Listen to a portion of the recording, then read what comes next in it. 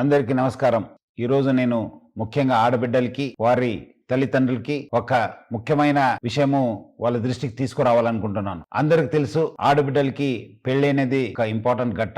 ఈ మధ్యలో ఆ ఒక్క పెళ్లి చూపుతోని పెద్దలు కుదిరించిన పెళ్లి అని చెప్పి కొంతమంది మా ఆడబిడ్డలకి వాళ్ళ తల్లిదండ్రులు కూడా మోసం చేస్తున్నారు అని చెప్పి మా దృష్టికి రావడం జరిగింది. ముఖ్యంగా కొంతమంది మీడియేటర్స్ ద్వారా కొంతమంది యూత్స్ వాళ్ళు పెద్దలు చూపించినట్లు వాళ్ళ దగ్గర వెళ్ళి ఒక ఫిక్స్ చేసుకోవడము, తర్వాత ఆడబిడ్డలకి ఏదో మాయమాటలు చెప్పి గిఫ్ట్స్ పేరుతోని మోసం చేయడం జరుగుతుంది. దాని కాకుండా ముఖ్యమైన ఏమంటే వాళ్ళని శారీరకంగా కూడా వాడుకోవడం జరుగుతుంది. ఎందుకంటే పెద్దలు కుదిరించింది కదా, ఇంకా ఏముంది, వాళ్ళ పెళ్లి అయిపోతుంది, మనం ఎందుకు ఆలస్యం అని చెప్పి కూడా వాళ్ళని బలవంతంగా వాడుకోవడం జరుగుతుంది. సో ముఖ్యంగా ఆడబిడ్డలకి వాళ్ళ తల్లిదండ్రులకు నేను ముఖ్య గమనిక ఏమంటే, ఆడబిడ్డలు మీరు పెళ్లి పీటలు ఎక్కేదాకా చాలా అప్రమత్తం ఉండాలని చెప్పి నేను కోరుతున్నాను. ఎవరు ఎంత ఆశ చూపించినా మీరు మాత్రము ఎట్టి పరిస్థితి లొంగకండి. మీరు మీ జాగ్రత్తలో ఉండాలి. క్యాన్సిల్ అయితే క్యాన్సిల్ కావచ్చు కానీ బట్ దాన్ని మళ్ళీ తర్వాత మీకు బ్లాక్మెయిల్ చేసి మీకు మిస్యూజ్ చేసే అవకాశం ఉంటుంది. మళ్ళీ అదే విధంగా వాళ్ళు